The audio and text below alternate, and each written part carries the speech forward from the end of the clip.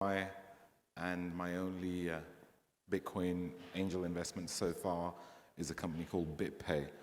That doesn't mean there won't be any more, but for now, I think that's more than enough. Naval, Ravikant, founder of Angellist, just obsessed with Bitcoin like everybody else here, although a bit of a latecomer, investor in Corbit and a stealthy miner in the Bitcoin ecosystem. Outside of Bitcoin, I'm an investor in about 100 companies, including Twitter and Uber and Yammer and a few others. Ben Davenport, engineer by trade, Microsoft, Google, some step off in high-frequency trading in New York, followed by founding Beluga, which we sold to Facebook in 2011, which became Facebook Messenger. I discovered Bitcoin that same year, May 2011. Pretty much obsessed ever since. Started investing more broadly across the ecosystem starting in 2012 with BitPay, and then 5 other companies since then. ItBit, CoinSetter, couple, NYBX, which Lightspeed mentioned earlier in the day, and then one other I won't mention because they're not public yet. So we have lots of questions that have been coming in. There's lots of other topics that we can discuss. But before we start that, I'm curious to know, how many investors do we have in the room? How many of you made Bitcoin investments so far? And how many of you are still looking to make more Bitcoin investments? That's a fair few number. So yeah, so we have about 40 minutes. I was hoping to go through about 30 minutes of questions, and then we can take, or 30 minutes on the panel and 10, 15 minutes worth of questions. So I guess the first question that comes to a lot of people's mind is, if you're looking to do investing and you have appetite for higher risk, which angel investment always is, should you be investing in Bitcoin companies versus investing in Bitcoins themselves?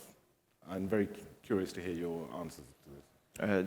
Yeah, so I think the answer is yes to both. I think as an angel, I think it probably doesn't make sense to be investing exclusively in companies while not also holding a base position in coins themselves.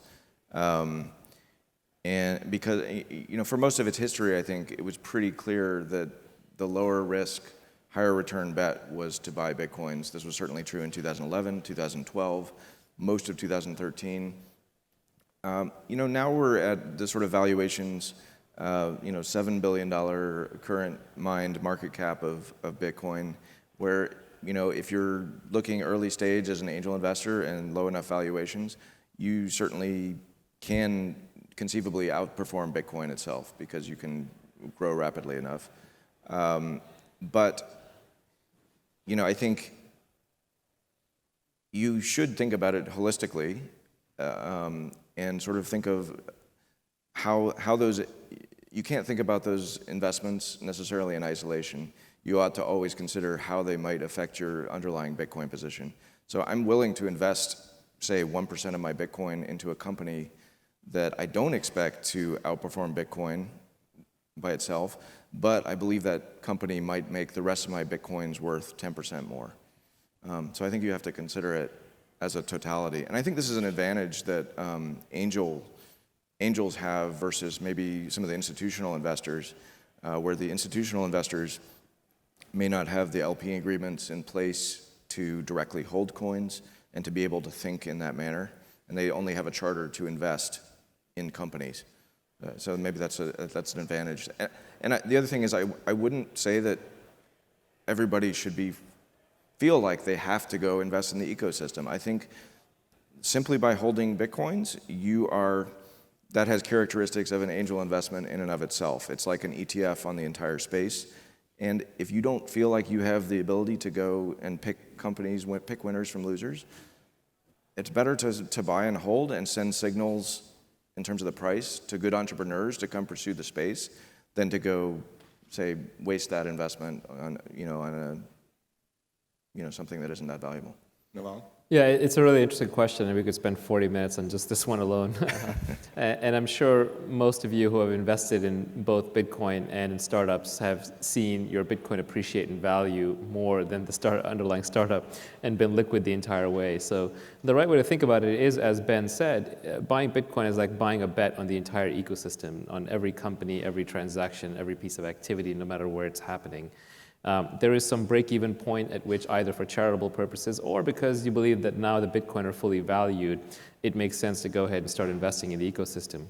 Investing in the ecosystem is hard because one of the dirty secrets of Silicon Valley and tech companies is that they make inordinate returns by essentially becoming natural monopolies. And Bitcoin is decentralized. It inherently resists centralization. It resists monopolization. So in that sense, the companies that are going to be born and grow up in the Bitcoin ecosystem are less likely to have those monopolistic or network effect characteristics to them. It's easy to imagine if Bitcoin fails for whatever reason, the companies would probably fail too, but it's hard to see Bitcoin failing and those companies succeeding, whereas vice versa is absolutely possible. So for me personally, at the current valuation, there's sort of a break-even point where I look at investing in some companies and look at buying Bitcoin. Certainly at $1,000 a coin, I was looking more at ecosystem investments. At $12 a coin, which I was not fortunate enough to get in on, but for those of you who were, at that point it made sense to buy the coin. Here at 12 cents. Yeah, amazing, good. You're buying lunch or dinner. But at that point, it definitely made more sense to invest in the coins. I also think that when investing in coins, one shouldn't just look at Bitcoin versus the angel investments that are possible.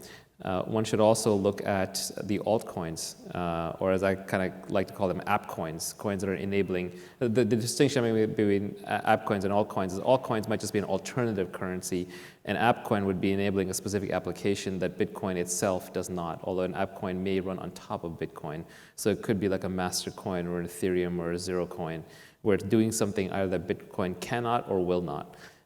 So it can be a choice on the part of the Bitcoin developers, or it can be just a technical capability that one can't introduce into Bitcoin without compromising the security or the functioning of the blockchain. So I think there's a lot of different ways to play in this space, and you just have to constantly do that trade-off. Probably the most important thing is hold Bitcoin, but only the ones that you're willing to lose. It's a lottery ticket kind of bet. And then on top of it, make targeted investments where you think someone can have a sustained comparative advantage in what is fundamentally a decentralized system. So that kind of has its own set of characteristics to be evaluated against. I think it's worth pointing out that investing in the ecosystem can be risk reducing in a sense, that because companies that build up businesses around a cryptocurrency, which happens to be Bitcoin today, can be flexible enough to adapt if the Satoshi blockchain is not the ultimate winner for some reason. Yeah. So those businesses can adapt, whereas if you're simply holding coins, you're fully exposed to that, potentially that blockchain being supplanted by something else. And at any time you're holding a significant amount of Bitcoins, you need, as Naval says, you need to be paying attention to kind of these other experiments that are going on, alt blockchains, and evaluating whether any of them sort of represent a credible threat. Yeah, so as I said, there's a point of view of the world that says that, at least in the near term, all the value in the Bitcoin ecosystem gets captured in the Bitcoin value itself. So if Bitcoin's mainly used as a store of value, like a gold, then you would expect most of the value would accrue to the Bitcoin themselves, and holding the Bitcoin would be a very good way to capture that value. There's another point of view that says that it will take off as a currency or some kind of a transaction mechanism in the near future. If that happens, the majority of the value won't stay in the Bitcoin, it'll flow through the Bitcoin. For example, if you look at gold, almost all the value in the gold ecosystem is in the gold itself. You don't really invest in companies that move gold around, you hold the gold. If you look at dollars, most of the value is actually in the assets, it's in the land and the businesses and the companies, and that money flows, and that value flows through dollars when it needs to be transacted, but it doesn't necessarily live in the dollars, other than the sense that people have a liquidity preference, so they hold some small amount of dollars. So depending on which view of the world you have, it gives you a different answer on whether you want to invest in the companies or hold the currency. And I would say those probably aren't mutually exclusive. They're not. I think yeah, they're additive. Both use cases can happen. But if you look at most of the value of Bitcoin, I believe, at least today, it comes from the store of value arrangement. and not from the medium of exchange arrangement. Because the medium of exchange, Bitcoin is very liquid, very fast to transact. And so the need to hold a lot of Bitcoin is actually, for transaction purposes, very low. Yeah, I mean, a lot of people analogize to gold, talking about gold 2.0. I agree with that analogy. I mean, it's how I sort of came to see the value in Bitcoin itself as a better gold than gold. But, you know, the caveat with that analogy is it has basically zero characteristics similar to investing in gold today. It's much closer to investing in, you know, an angel investment. It's really gold 2.0, 0.01, right? I mean, it's you know, I think, and the interesting thing is you're not just investing in gold, you're investing in gold that can potentially change and upgrade its properties. Right. So maybe you're call it alchemy in a sense. You know, if you're investing in stuff that's in core development, or maybe just things that the core developers are doing to push the protocol forward, this substance that you invested in can take on new properties.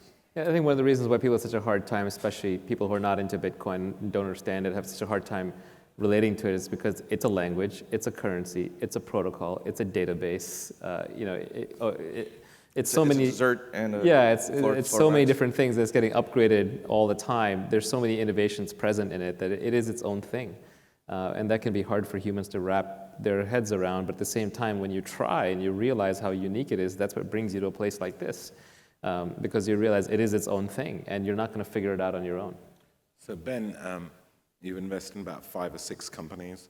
I'm very curious, and I'm sure the audience are, how many companies have you actually looked at? And that's not just the random guy who's going to shove his app in front of you when you walk out and going, hey, I'm building a Bitcoin company, I'd like you to invest. But where you've actually spent time and done some sort of diligence and walked away from a deal in something which you were originally interested in. I'm very keen to hear, see if that compares to the normal startup ecosystem. Yeah, I mean, I don't off the top of my head, I don't know exact numbers, but probably kind of looked casually at 40 to 50, and then maybe like closer and met with the founders on, say, 15, like maybe 20 or so, I would guess. And what would the reasons be from the ones you walked away? And I'm quite happy sharing my thoughts on it, because I've probably looked at a similar number of companies, and I've done 1 or 2 if you take CoinDesk, but ultimately that was a bet on an idea I had, and I didn't have to justify to a third party, and I invested in BitPay.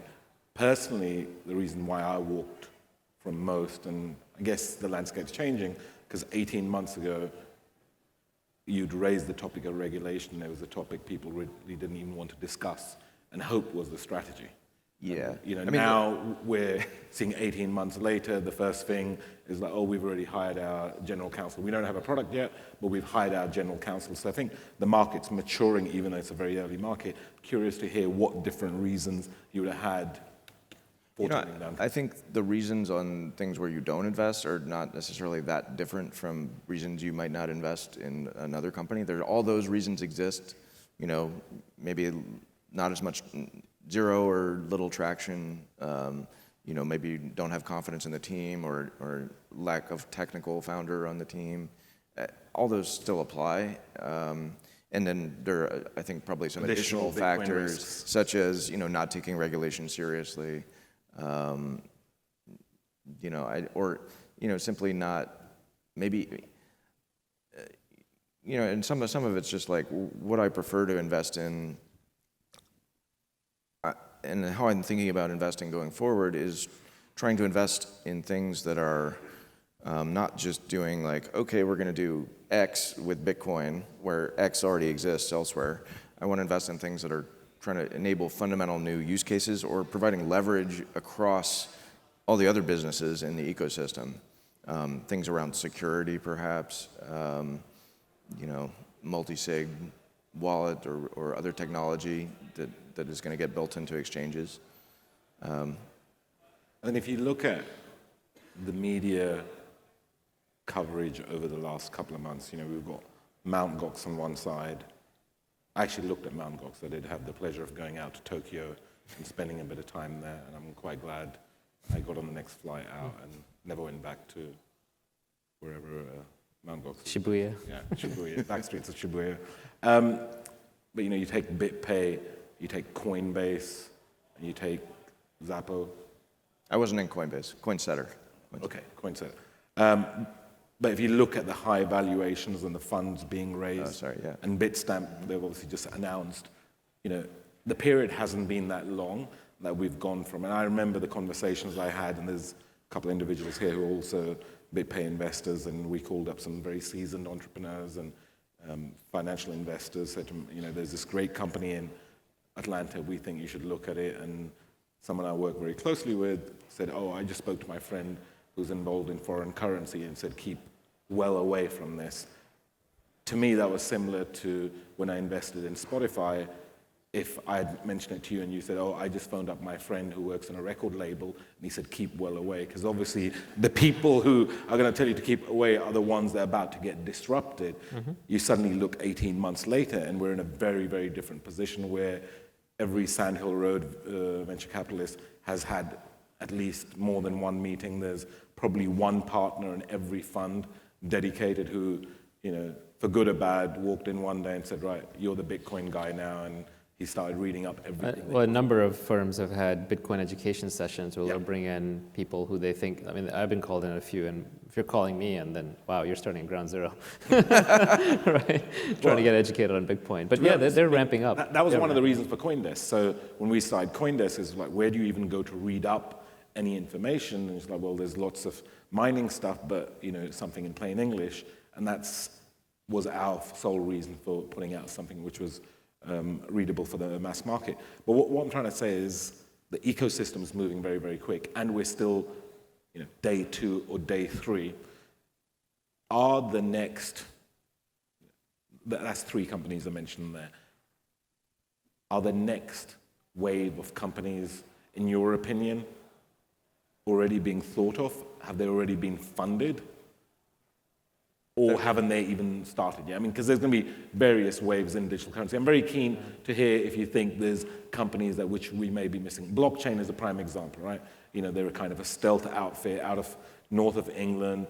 Not that stealth. They have a million, they're stealth million wallets, in terms of how the business, the background of it, right? Mm-hmm. They haven't really gone out and raised institutional funding. Most people here use them as a utility, but they control a large amount of the ecosystem. I'm very keen to hear. I think it's just at the beginning. I think right now we're seeing the obvious businesses built. People saying, oh, well, you're going to need a place to store the money. Let's have a wallet or a bank account. Or you're going to need a way for merchants to take it. Let's have a payment processor. Or you're going to need a way to buy it. Let's have an exchange. Those are the obvious ones. It's not to say they're not needed. They're very important, and there are lots of them. But I'm more interested in the non-obvious ones. I'm more looking for the altcoins and the app coins of the world that are going to do something fundamentally different. Or I'm looking for technological breakthroughs that basically look at Bitcoin and say, this globally distributed, replicated public ledger is really interesting. This proof of work is really interesting. What else can we use it for? Can we do proof of bandwidth? Can we do true PGP encryption? Can we do distributed identity using Namecoin buried in the blockchain? People who say, can we do smart contracts in some fundamental way where we obviate Nolo Press and LegalZoom and Rocket Lawyer and all those and start letting people do private contracts online. So I think we're just at the beginning. It's like you go back to when the internet first came along and just the set of ideas we had to go through. First, we had to rebuild magazines and radio online. And then we had to figure out, oh, there's this blogging thing, and then you get to Twitter, and then you get to WhatsApp, right? There's just so many layers to go. We're just scratching the surface. I think the most interesting businesses by far are yet to come.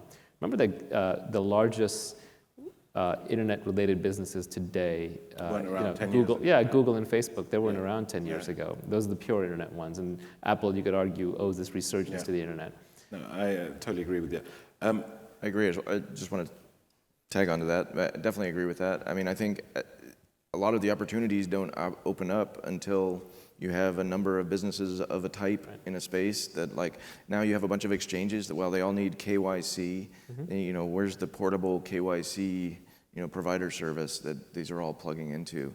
Where's the, there's going to be probably the need for the, some sort of multi-sig type technology that's applied across these exchanges. And so, like, as the ecosystem grows, just new opportunities that don't make sense in a vacuum start to create some of the most valuable Y Combinator companies started as the ones that the other startups wanted to use, during Y Combinator to help build their business. So Naval, I'm very keen to touch upon Angellist, because obviously Angellist has embraced both the startup ecosystem, and you guys were the first to fundamentally change how the landscape to an extent sits, and then embracing Bitcoin. And there's two elements there, right? So you've got the funding, the syndicate element, and I know Ben's got a great syndicate, which has got just under, I believe, $500,000. So if you can't get deal flow, Ben's probably a good guy to be tagging along with. And then you've got companies themselves listing themselves. Yeah, we have. How has that worked out, Yeah. and how's the spike been on? Yeah, we have about 250 Bitcoin companies on Angellist. We have about 1,500 investors who are explicitly looking for Bitcoin companies. We've featured about a half a dozen, everyone from Kraken / Payward to RoboCoin to MyCoin and so on. I also met with local Bitcoins through there, which is a very interesting play out of Finland. And then there are at least two large Bitcoin syndicates, one led by Ben, which do investments of up to $500,000. And you're going to see those scale up. Syndicates is very new. Yeah. It's not announced yet, but just today we did our first $1 million syndicate for a deal. It's a private deal, so it only went to that syndicate and their backers, so you don't see it yet publicly, but we'll announce it shortly. And it was $1 million that filled in 12 minutes, right? So we're kind of ramping up to where there's sort of these micro VCs operating online. And if you have great judgment and great deal flow, then by all means go do your own investing or lead a syndicate.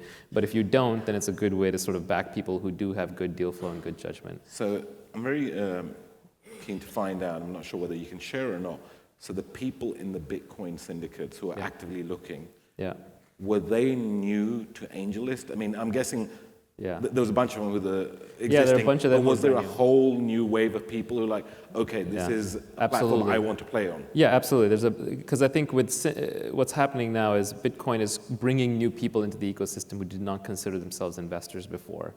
There's no question about that. And these are still reasonably sophisticated people. These aren't just, they're not just buying lottery tickets, but they are now suddenly interested in angel investing in the Bitcoin ecosystem. And they know that it's still early enough that it makes sense to band together, look at deal flow together, compare data. But there has to be a lead. Like Ben is a lead. He does the homework. He runs the XGBTC mailing list. He's got lots of amazing deal flow and judgment and insight. And one deal, I can talk about it, right? Mm-hmm. Yeah, Ben did NYBX, and I put my money in, I backed it, right? I want to see it successful. I trust Ben's judgment. It may fail. I mean, that's how angel investing is. But I don't have the time to look at or do every deal myself. Well, angel investing should be starting off as it's going to be a failure unless everything lines up. Oh, so yeah. if you're going in with that, that's the right mentality to have. Yeah, I mean, I look at my portfolio of 100 companies, and 90 will lose money or break even. 8 will return some small multiple, and then 2 will return like 1,000x. And that's the nature of the ecosystem. So international versus USA is a topic that comes up a lot. Obviously, being based in London, but spending a lot of time in USA. There are companies internationally servicing the international market. There are companies internationally serving the US market.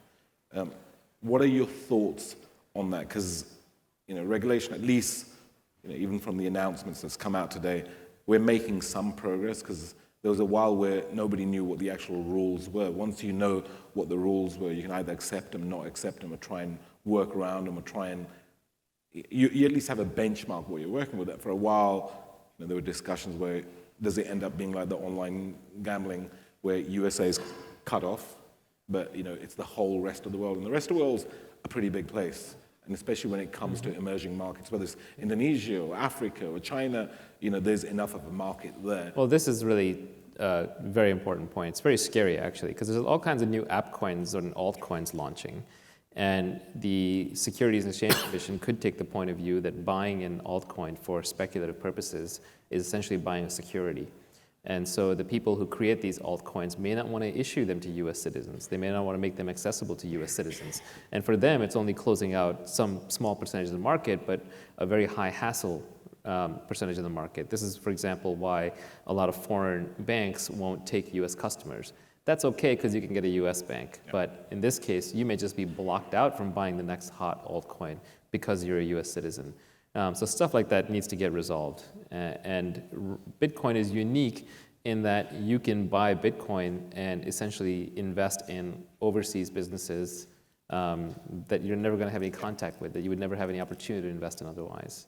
I do think a lot of the better open source efforts are seriously looking at international bases. And if you look at Angellist as a whole, not just the Bitcoin part, can you share, I'm just keen for the audience to understand how the landscape on the Angel system sits, because it's purely not US based. I'm sure you it's not. International investors investing in US companies sitting in Sweden or Finland. Yeah, we do, and we've had Belgian VCs invest in Austin-based companies, and we've had UK VCs invest in US companies, and vice versa. That cross-pollination is small, but it's high value. I'd say it represents maybe 10 to 20% of the activity. 80% of the activity is still US-based, but I do fear that the heavy hand of regulation, if not done well, could really cost us the next generation of great startups. Yeah, I think, and that's the message that we need to be.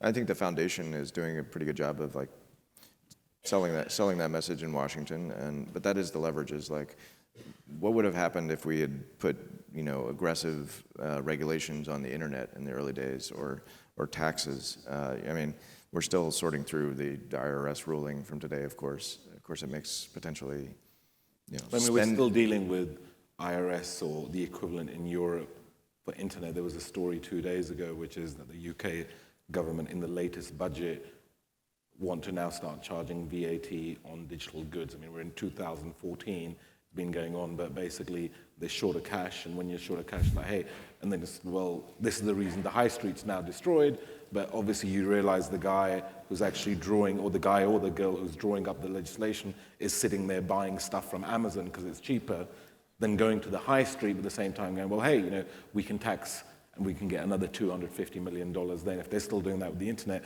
I'm sure with Bitcoin, they haven't even started, but at least I think we've seen this one play out before many, many times. Yeah, I mean, I think in the long run, you raise more taxes by taxing something that moves. You need a lot of things moving that you can tax. If you imply the tax is wrong, not much is going to move, and you're not going to actually raise much. So, yeah, you let the goose lay a few eggs before you start plucking the feathers. Well, I think there's genuine misunderstanding at a lot of the higher levels, whether it's certain parts of the bank. And I hate to keep on going back to it, but the reason why it excites me is a very similar story to Spotify. And I actually think Spotify was way easy, and that was very tough. We've been at it for 8 years, and it was exactly the same situation. The people who you were having meetings with officially would go, this is never going to work, etc. On the way out, they'd go, this is amazing. Any chance you can give me an account? Because my daughter is sick of paying $400 a month on albums which she never listens to. This is a solution for it.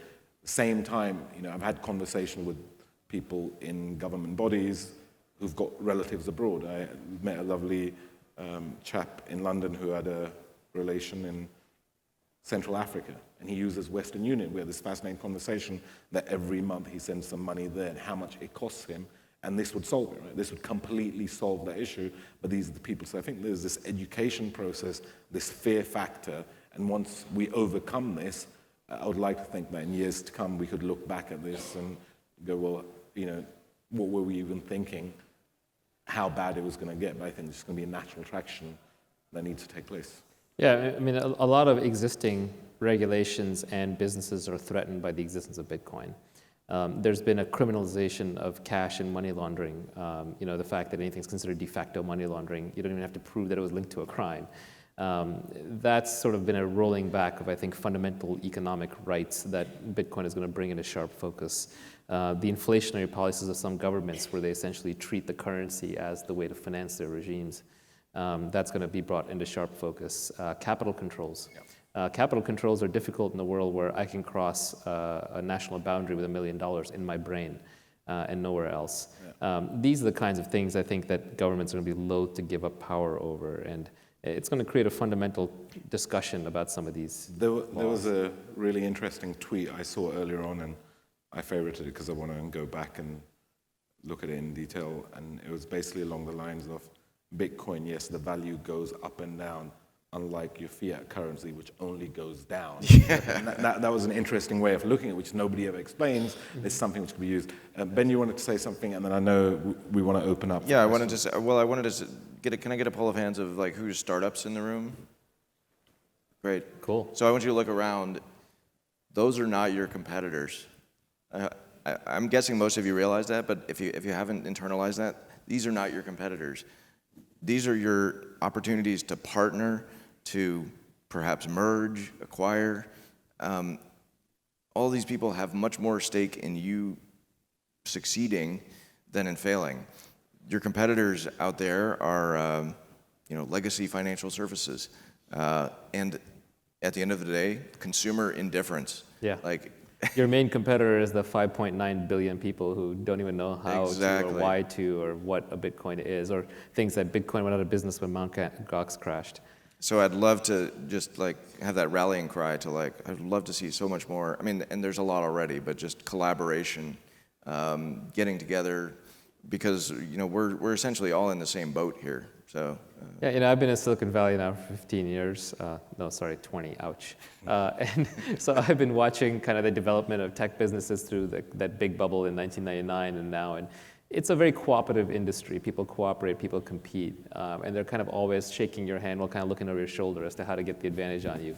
The Bitcoin community is the first time I've seen that dynamic be really much more about cooperation and competition. And I got to hand it to Satoshi, whoever the heck he or she was or they were, just engineered the most brilliant pyramid scheme I've ever seen. No, it's not a Ponzi scheme. we have that on record. No, it's not a Ponzi scheme, because a Ponzi scheme Right. would mean that later investors pay out the earlier ones. It's a pyramid scheme in that there is a benefit to early adopters, and it sort of unites them on the same. It's a pyramid scheme that's designed to get all the smart people, the cryptographers and the financiers and the hackers up front. There was a benefit to early adopting gold as well. Yeah. I wasn't born You with weren't any. around then. Questions, please. Who's got any questions here?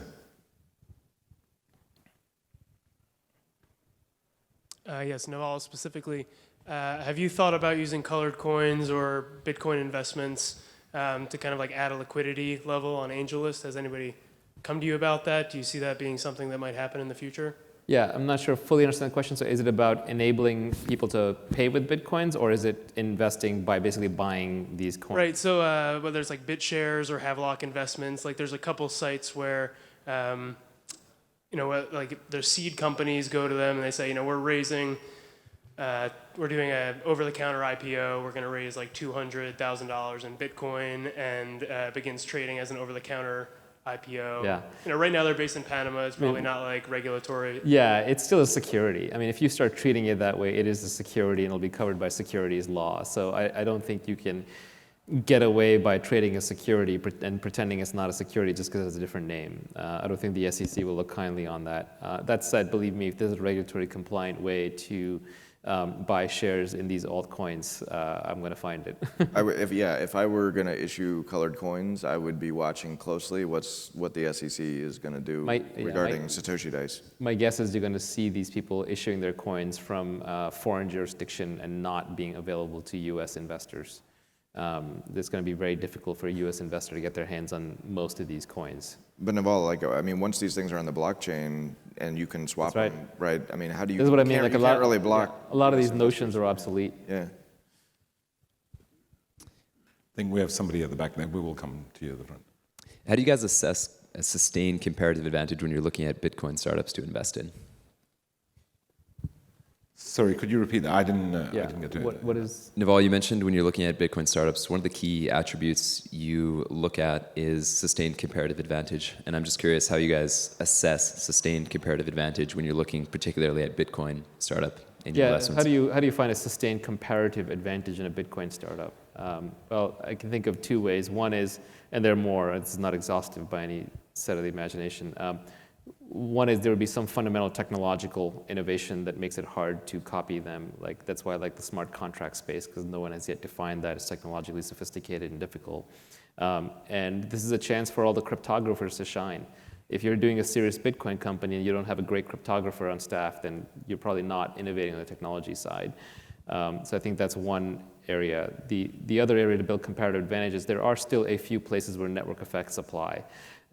So for example, an exchange can have network effects around liquidity. A social wallet could have network effects around how it spreads and you trade things with each other.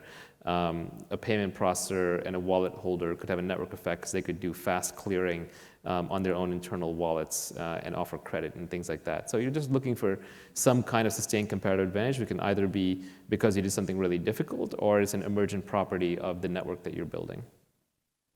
Yeah, I don't have anything to add to that.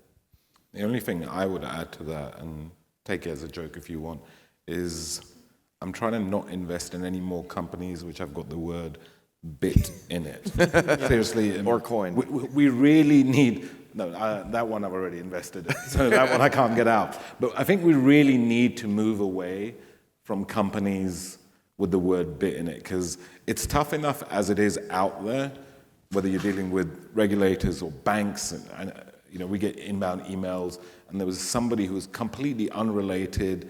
I think it was a specialist builder who'd done some work for somebody who was involved in Bitcoin, and when they wired him the money, when you put the reference in the UK as the payment reference, I think they put in, payment from BitX Limited, and his bank shut his account down, and he went down there, and they're like, you're involved in Bitcoin. He said, I'm a builder, I do chimneys, etc. And they're like, well, our systems picked up that you're involved in Bitcoin because there was the word bit and etc. So I think, I just wanted to throw that out there, and I walked around outside, and there's so many badges which have got the word bit in. We need to kind of move a bit away from that, and I will give a I will give a little plug on CoinDesk. There was an article the other day by a guy called Adam Hanft, who's a brand strategist who actually wrote an article which was Bitcoin needs its got milk moment, that for this to go forward, be adopted by mainstream, there has to be a centralized, there has to be some sort of branding element, and you wouldn't see every search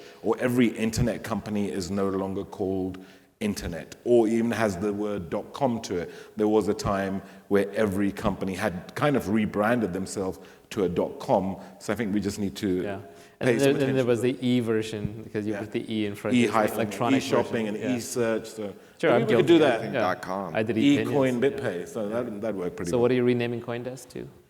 Just desk. Just desk. E-desk. eDesk. There you go. So there's one more. Oh, we have a microphone there for you. So, yes, well, in my opinion, we're living in a time of war. There's a lot of war going on out there. Coming out of the U.S., by the way, if one looks at drone strikes, et cetera, in Russia and Ukraine. So I get this question from a friend of mine in New Zealand. I thought I'd put to you.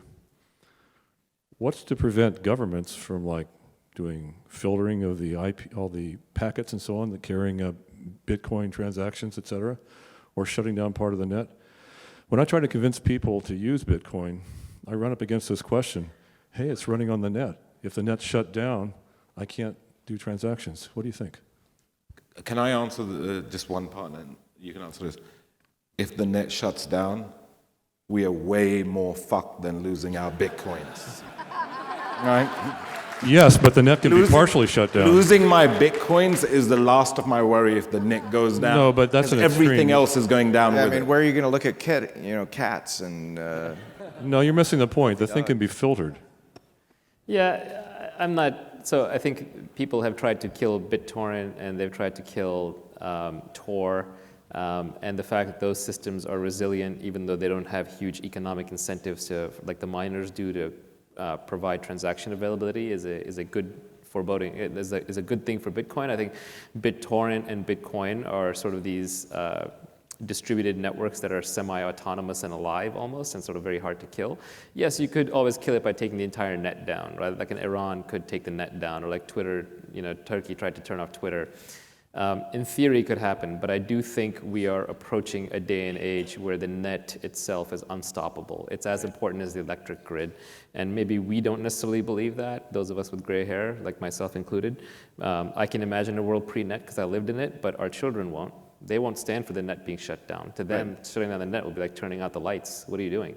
That'll be chaos in the street. So I don't view Bitcoin as a 2-year bet where within 2 years it and the net have to hit escape velocity, but it's an inevitable sort of thing. 10 or 20 years from now, the idea that you would be able to turn off the internet is going to be absurd. And I think people like China actually are going to be in a very interesting dilemma, because they're going to find that a lot of the software on the internet is fundamentally interconnected with Bitcoin as its core payment mechanism. If I'm a hacker living in Vietnam today and I'm writing an app that needs to send or receive money, I'm not going to go and try and get an API to a bank. I'm just going to put in Bitcoin.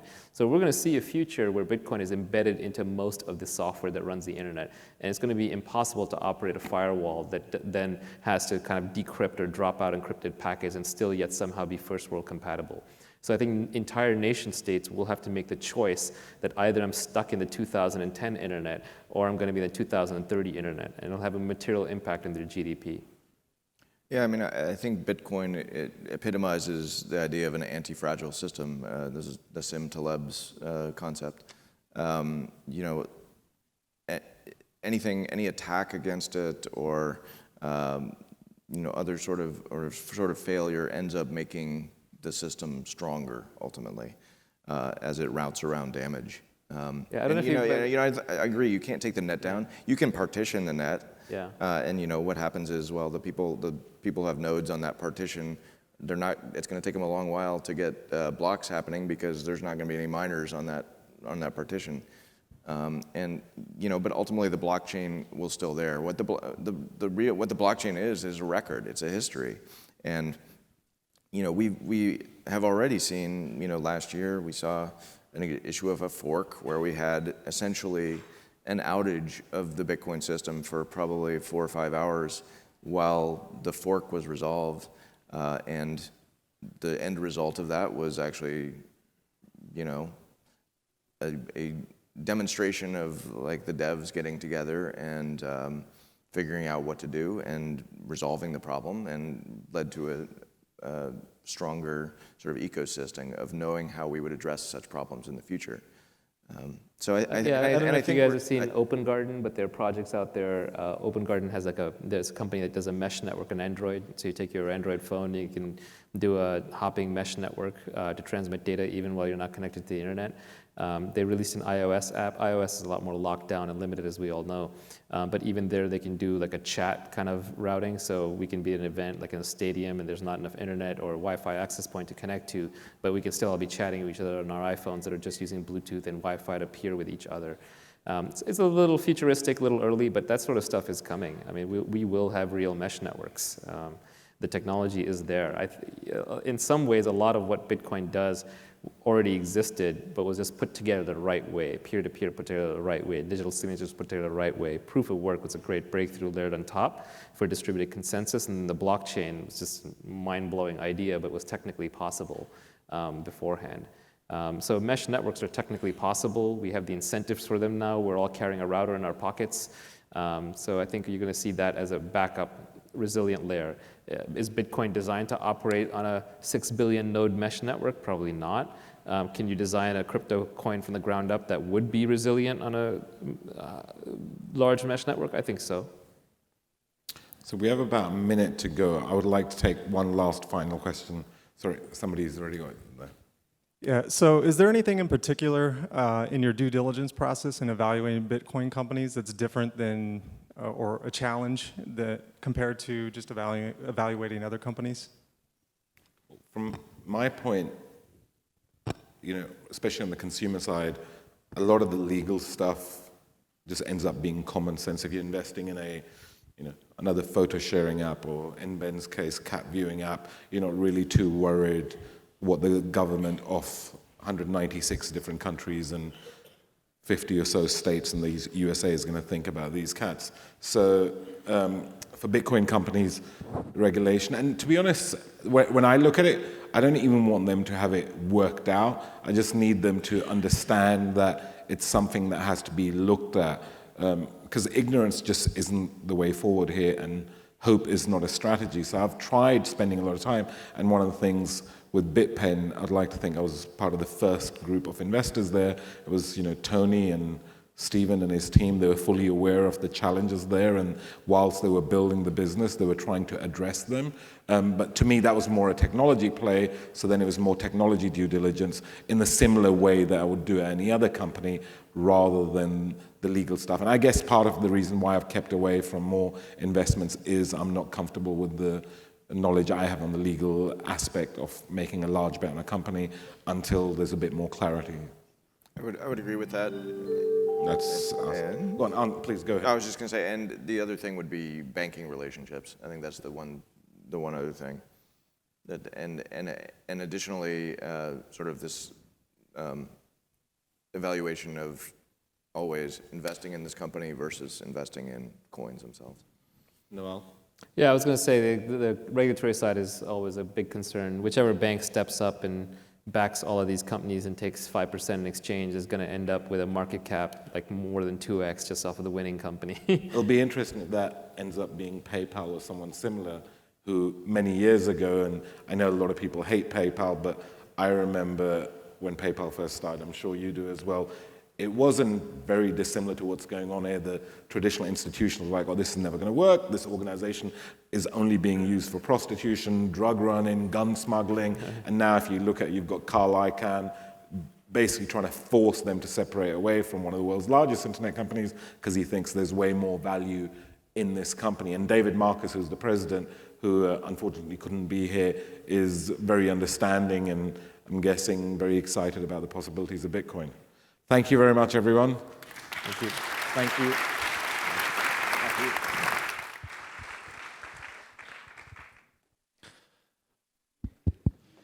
So we're going to take a break. We'll be back in 15 minutes.